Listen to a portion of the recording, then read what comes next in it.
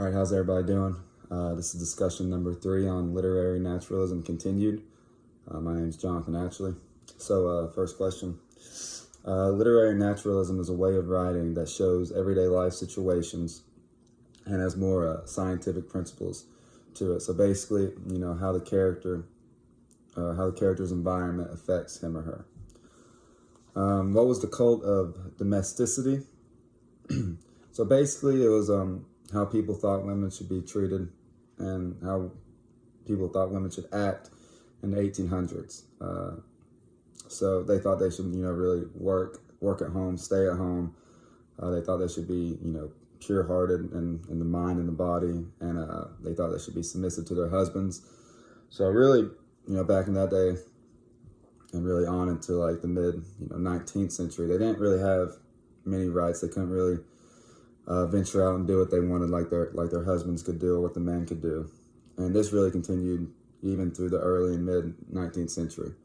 So it was basically just women oppression. So the first quote that I picked was a Roman Fever, written by Edith Wharton. It says, "Well, come along and let's leave the young things knitting." So basically, I just picked this because it's like they were conditioned that things like that's all they can do. I think they were just being kind of joking when they said that, but I mean, really, knitting, cooking, cleaning, stuff like that's all they really did. So that's why I picked that one.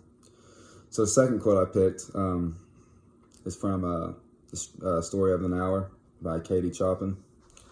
And this says, "There would be no one to live for during these coming years.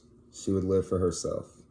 There would be no powerful will bending hers in that blind persistence in which men and women believe they have a right to impose a private will upon a fellow creature." So this is after her husband died, and she's sad, but also she's kind of relieved because all those years she's felt oppressed. She's felt like she really hasn't mattered. So now she doesn't really have to deal with that anymore. So I think she's kind of relieved that his oppression is over. And I think this story is just a real good example of literary naturalism. And then the last one from The Yellow Wallpaper says, But John says, if I feel so, I shall neglect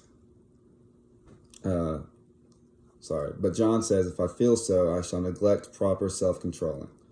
So I take plans to control myself, before him at least, and that makes me feel tired. I think this is a quote.